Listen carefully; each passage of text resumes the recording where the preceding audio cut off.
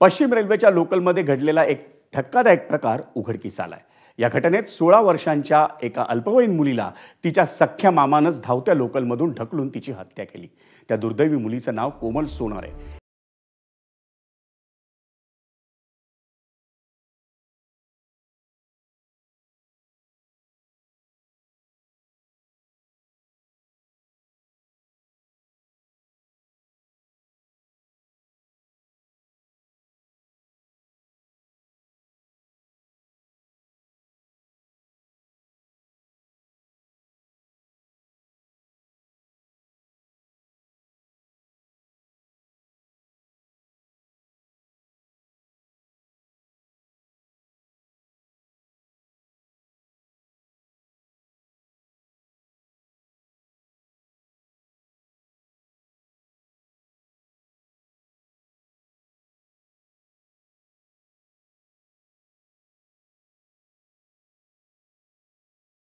कर्जत शहरातील पाटी आळी परिसरात एक महिला आणि तिच्या अल्पवयीन मुलीसोबत गैरवर्तन